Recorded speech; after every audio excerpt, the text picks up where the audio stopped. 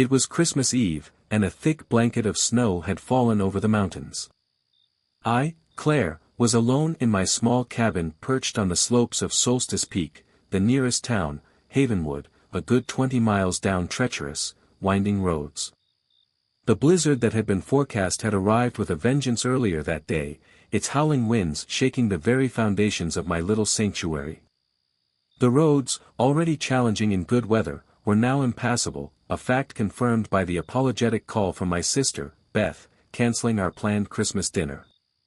Being snowed in wasn't unusual for this area, and I was well prepared. My pantry was stocked, the woodpile high, and a stack of unread books sat invitingly on my coffee table. I settled into a comfortable armchair by the crackling fireplace, a mug of hot chocolate warming my hands, and let the rhythmic roar of the wind lull me into a state of peaceful solitude. The sudden, sharp rapping at my door shattered the tranquility. It wasn't just a knock, it was a frantic, desperate pounding, each strike echoing through the cabin like a gunshot. A knot of unease tightened in my stomach. No one ever came up here, especially not in this weather. Cautiously, I approached the window, my breath fogging the glass. Through the swirling snow, I made out a figure huddled on my porch. It was a woman, her frame shrouded in a thin, threadbare coat that offered little protection against the biting cold. Her face, visible through the frost-laced pane, was pale, almost translucent, and her eyes, wide and dark, were filled with a palpable desperation. "Please," she called out, her voice thin and reedy, barely audible over the wind. "My car, it broke down about a mile back. Can I use your phone?" My initial apprehension warred with a surge of pity. It was Christmas Eve, and this woman was clearly in distress. Even up on Solstice Peak, the unwritten code of mountain hospitality demanded I offer help. Still, a sliver of doubt lingered. The nearest place her car could be was miles away, hidden from my view. "Just a moment," I called back, my voice a little shaky. I grabbed my heavy, iron poker from beside the fireplace, a precaution that felt both silly and necessary. I unbolted the door, the wind immediately snatching it from my grasp and slamming it against the wall. The woman stumbled inside, a flurry of snow swirling around her. She was even smaller than she had appeared through the window, almost frail, but her eyes, they held a strange intensity that seemed at odds with her delicate frame. Thank you," she gasped, her teeth chattering. "I'm Eleanor. I was on my way to visit my sister in Oakhaven. I took a wrong turn, I think." "You're a long way from Oakhaven," I replied, my gaze fixed on her. "There's no way around here. Let me get you a blanket and you can use my landline. Cell service is spotty up here." As I turned to fetch a blanket from the linen closet, a strange silence fell over the room. The woman, Eleanor, hadn't moved from the doorway. No sounds of shivering or grateful murmurs. A prickle of fear traced its way up my spine. I turned back slowly, clutching the blanket to my chest. Eleanor was now standing fully inside, the door closed behind her. She was looking at me, her head tilted slightly, and a slow, chilling smile was spreading across her lips. It wasn't a smile of gratitude or relief, it was something else entirely, something predatory. "There's no broken-down car, is there, Eleanor?" I asked, my voice barely a whisper, the heavy poker suddenly feeling inadequate in my trembling hand. The smile widened, revealing teeth that seemed just a little too sharp, a little too long. "Very perceptive," she purred, her voice now smooth and low, devoid of the earlier tremor. The fear that had been simmering beneath the surface erupted. My heart hammered against my ribs like a trapped bird. Every instinct screamed at me to run, to fight, but I was frozen, rooted to the spot by a terror so profound it stole my breath. Eleanor took a step closer, her movements fluid and silent, like a predator stalking its prey.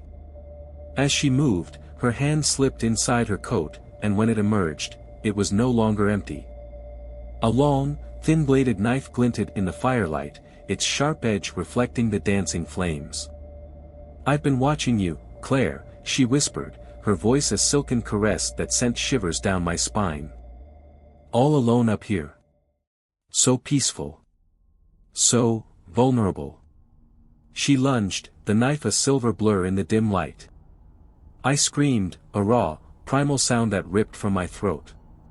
I stumbled backward, my eyes wide with terror, the poker slipping from my grasp and clattering uselessly on the wooden floor.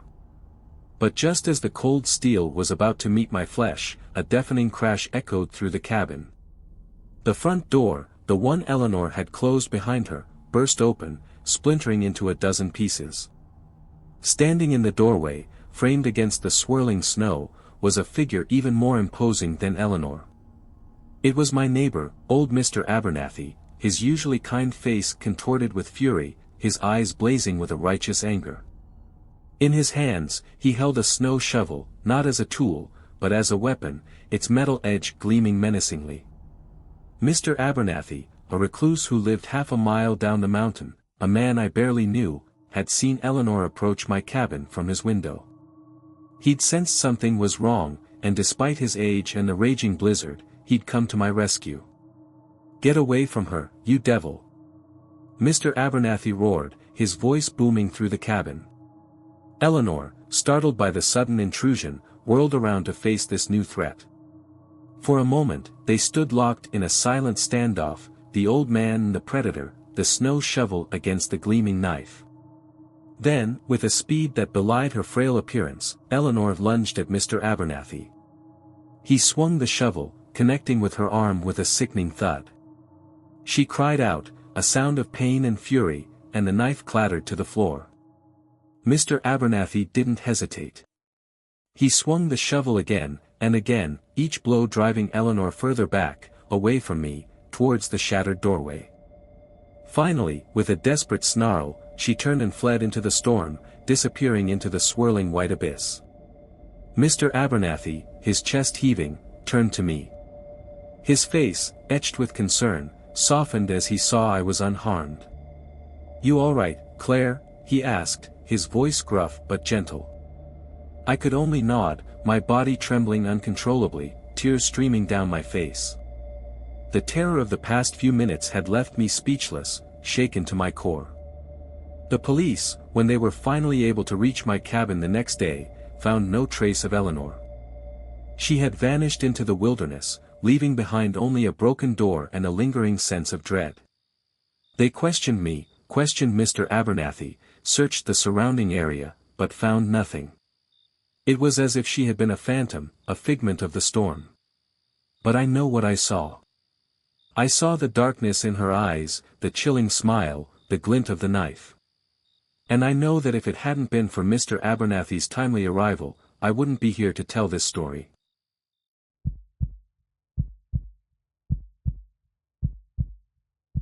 It was Christmas night, 2018. The snow, thick and powdery, blanketed the world in a hushed, serene beauty that only the holidays seemed to bring. We were driving back from my Aunt Carol's in Oakhaven, a small town about 2 hours from our home in Millwood. My dad, John, was at the wheel, humming along to some classic rock station, while my mom, Sarah, was half asleep in the passenger seat, a faint smile playing on her lips, probably dreaming of turkey leftovers. I, 15-year-old Emily, was in the back, scrolling through Instagram, the glow of my phone illuminating the otherwise dark car interior. We were about halfway home, somewhere on the desolate stretch of Willow Creek Road, when we pulled into a dimly lit gas station, the only sign of life for miles. The gas station, Murphy's Fuel, was a relic from a bygone era, its paint peeling and its fluorescent lights flickering erratically. Dad got out to pump gas, leaving Mom and me in the warm car. As I idly glanced out the window, my gaze fell on a figure standing by an old, beat-up pickup truck parked near the station's entrance. He was a tall man, shrouded in a heavy, dark coat, his face obscured by the shadow of a worn baseball cap. What caught my attention was the intensity with which he was staring at our car, at us. His eyes, even from that distance, seemed to bore into me, making a shiver crawl up my spine. It wasn't a casual glance, it was a deliberate, unnerving stare. I tried to shrug it off, telling myself it was just my imagination playing tricks on me. I focused back on my phone, but the feeling of being watched persisted. When Dad finished and got back into the car, I discreetly pointed out the man. Dad, a practical man not easily spooked, just glanced over and said, "Probably just tired, Long drive for everyone on Christmas." As we pulled away, I couldn't resist looking back. The man was still there, watching us. As our car turned onto the road, I saw a flicker of movement. He raised his hand, not in a wave, but in a slow, deliberate gesture, as if tracing the lines of our car in the air. And then, I saw his face clearly for the first time as the dim light from the station caught it. He was pale, with sharp, angular features, and a thin, unsettling smile stretched across his lips. His eyes, dark and hollow, seemed to glint with an almost predatory gleam. The smile broadened when he saw that I saw him, and a chilling sensation, like ice water, trickled down my spine. The rest of the drive was a blur of anxious thoughts. I couldn't shake the image of the man's face, his smile, his eyes. I kept glancing back, half expecting to see him following us, but the road behind us remained empty. We finally reached our quiet, suburban street, lined with houses adorned with twinkling Christmas lights. A sense of relief washed over me as we pulled into our driveway. Home, safe. That night, as I lay in bed, the events of the evening replayed in my mind. The man's stare, his smile, the way he seemed to be studying our car, studying us. I tried to dismiss it as paranoia, but a nagging unease lingered. Around 2 a.m., I was jolted awake by a faint scratching sound. I lay still, my heart beginning to pound, listening intently. There it was again, a soft, scraping noise, coming from downstairs. It sounded like someone at the back door. My breath hitched in my throat. Could it be him? No, it couldn't be. That was ridiculous. But the scratching continued, growing more insistent. Fear, cold and clammy, gripped me. I carefully got out of bed, my bare feet sinking into the plush carpet. My bedroom door was slightly ajar, and I could hear the faint scratching more clearly now. A new sound joined it, a soft, rhythmic thud, like someone gently testing the door. It was coming from the back of the house, the side facing the woods. My mind raced. Should I wake Dad? What if it was just an animal? But the sounds, they were too deliberate, too human. Another thud, louder this time, followed by a creak as if someone was putting their weight against the door. Panic surged through me. It was him. It had to be. I screamed. My dad, a light sleeper, was at my door in an instant, his face etched with concern. "Emily. What is it?" Someone's at the back door." I stammered, my voice trembling. Dad's expression hardened. He grabbed the baseball bat he kept by his bed, a relic from his college days, and motioned for me to stay back. He crept downstairs, his movements surprisingly silent for a man of his size. I followed him, my heart pounding in my chest like a drum. As we neared the back door, the scratching stopped. We stood there, listening, the silence amplifying the tension. Suddenly, a loud crash from outside shattered the stillness. Dad threw open the door and charged out, yelling, "Get out of here." I followed him out onto the porch, the cold night air stinging my skin. In the dim light, I saw a figure scrambling away, disappearing into the shadows of the woods behind our house. It was him, the man from the gas station. Dad returned, breathing heavily, his face grim. "He's gone," he said, his voice tight with anger. "Let's call the police." The police arrived quickly, their flashing lights illuminating the snow-covered yard. They searched the area and found him. He was hiding in our old, dilapidated shed, his eyes wide and frantic. He didn't resist as they handcuffed him and led him away. The next morning, after a sleepless night, Dad and I went to inspect the back door. The damage was chillingly evident. Deep scratches marred the wooden frame, and the bottom panel was splintered, as if someone had tried to kick it in. There were also pry marks around the lock, indicating a determined attempt to force the door open. The police later identified the man as a local drifter named Arthur Jenkins with a history of petty theft and trespassing. But that didn't explain why he had targeted us, why he had followed us home. I got the impression that the police were as confused about it as we were.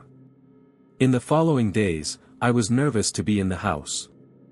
Every creak, every rustle of leaves outside the window sent shivers down my spine.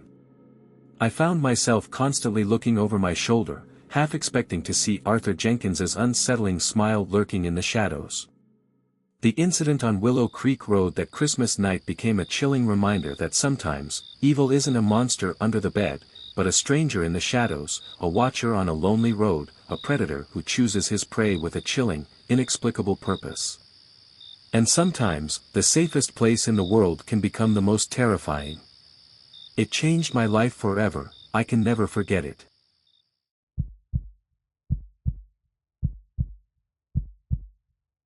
It was Christmas Eve, and the traffic on State Route 7 was, predictably, a nightmare. A glacial procession of red taillights stretched as far as the eye could see, inching towards my mother's place in Ashwood. My wife, Clara, and I were bone-tired after a long day at a Christmas market in the city, our SUV crammed with last-minute gifts and a rapidly wilting gingerbread house. The festive cheer we'd felt earlier had evaporated, replaced by a weary impatience amplified by the monotonous crawl of the traffic. We were somewhere just past the exit for Harmony Springs, a blur of nondescript gas stations and fast food joints, when it happened. A figure, dark and indistinct, suddenly darted out from the dense woods that flanked the highway. It happened so fast, a fleeting shadow against the backdrop of snow-dusted pines, that I barely had time to register it before it was gone. But my foot reacted instinctively, slamming on the brakes, the tires screeching in protest. The SUV lurched, throwing us forward against our seatbelts, and the car behind us blared its horn in angry protest. What was that? Clara gasped, her hand flying to her chest. Did you see that, Mark? I think so, I said, my heart hammering against my ribs. Something ran out onto the road. Looked like a person. Around us, the traffic, momentarily disrupted, began to flow again, drivers casting annoyed glances our way. But my gaze was fixed on the tree-line, a dense wall of blackness beyond the reach of the highway's meager lights. A strange sense of unease, a prickling on the back of my neck, began to creep over me. It was probably just a deer, I told myself, or a raccoon. But the way it moved, it was too fast, too deliberate. Mark, let's just go, Clara pleaded, her voice tight with anxiety. It was probably just an animal. We need to get to your mom's. Normally, I'd have agreed.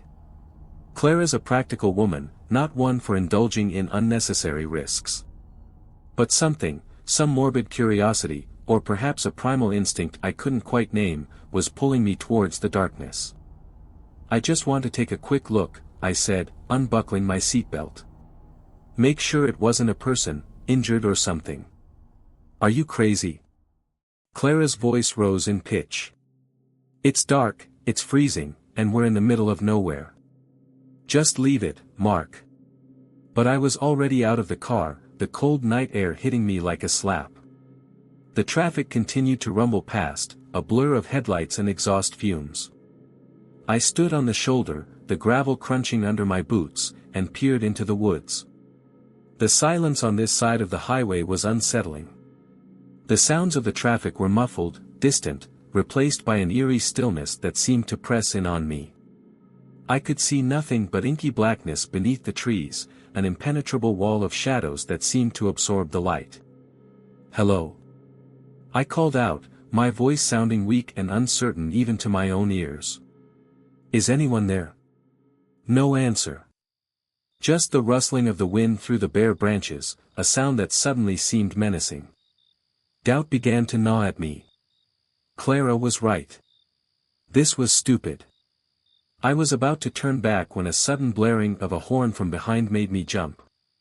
It was Clara, leaning out of the passenger window, her face pale with a mixture of fear and anger. "Mark, get back in the car. Now." She was pointing towards the opposite side of the highway, her eyes wide with terror. I followed her gaze, and my blood ran cold. Standing on the other side of the road, illuminated by the headlights of passing cars, was a figure. A Santa Claus. But this was no jolly, red-cheeked Santa. This figure was gaunt, almost skeletal, his once bright red suit now stained and filthy, hanging loosely on his frame. His beard, a tangled mess of white, looked more like cobwebs than cotton. And in his hand, he held not a bag of toys, but a rusty, dull-gleaming axe, hanging limply by his side. But it was his face that truly terrified me. His eyes, dark and hollow, seemed to burn with a malevolent intensity. And his smile, it was a wide, grotesque grin that stretched impossibly far across his face, revealing yellowed, pointed teeth. It was the smile of a predator, a nightmare made flesh. He stood there, motionless, staring directly at us. Then, slowly, deliberately, he raised his free hand and gave us a mocking, almost theatrical salute. The gesture, so incongruous with his terrifying appearance, sent a fresh wave of fear through me. Then, as quickly as he appeared, he was gone. He melted back into the shadows of the woods on his side of the highway, disappearing into the darkness as if he were a figment of our imagination. Clara was sobbing now, her body shaking uncontrollably. I scrambled back into the car, my hands trembling so badly I could barely get the key in the ignition. "We have to call the police," she choked out, tears streaming down her face. That thing. I know, I said, my own voice hoarse with fear. "Let's just get out of here first." We drove the rest of the way to my mother's in a state of stunned silence, the image of the horrific Santa seared into our minds. We called the state police, of course, reported what we'd seen. They took our statement, but I could hear the skepticism in the officer's voice. A deranged Santa with an axe on State Route 7? It sounded like a crazy story, a holiday prank gone wrong. The rest of that Christmas was a blur. We tried to put on a brave face for my mother, for our family, but the fear lingered, a cold knot in our stomachs. Every time I closed my eyes, I saw that grotesque grin, that rusty axe. In the following weeks, I became obsessed with finding out more about what we'd seen. I scoured the internet for any reports of similar sightings, any mention of a strange figure in the woods near Harmony Springs. I found nothing. It was as if the Santa on State Route 7 had been a figment of our imaginations, a shared hallucination brought on by stress and exhaustion.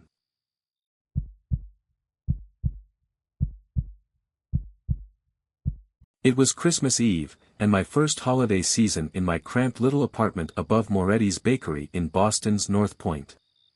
The aroma of baking bread, usually a comforting reminder of home, did little to dispel the growing unease that had settled over me. The walls of these old buildings were notoriously thin, and tonight, they were transmitting sounds that were anything but festive. My next-door neighbor, a woman named Beatrice who I guessed to be in her late 60s, was having an argument. It had started subtly enough, a low murmur of voices that I initially dismissed as a television program. But gradually, the intensity escalated. I could hear Beatrice's voice, usually so gentle and melodic, rising in pitch, laced with a frantic, almost desperate tone. I tried to ignore it, focusing on wrapping the last of my presents, but the sounds from next door became increasingly difficult to tune out. There were sharp retorts, the distinct thud of something heavy hitting the floor, and then, a man's voice, deep and resonant, booming through the walls. "Shut up, Beatrice," he roared, the suddenness and ferocity of it making me jump. A sickening thud followed, and then, silence. A heavy, oppressive silence that seemed to press in on me from all sides. I sat there, frozen, the half-wrapped present slipping from my numb fingers. My heart pounded a frantic rhythm against my ribs. What had just happened? Was Beatrice all right? Minutes stretched into an eternity, each tick of the clock amplifying the silence next door. doubt began to creep in. Had I imagined it? Was it just a particularly loud and violent movie? But the rawness of that shout, the finality of that thud, they felt too real, too visceral to be anything but genuine. Then, just as I was about to work up the courage to go and check, I heard movement on the other side of the wall.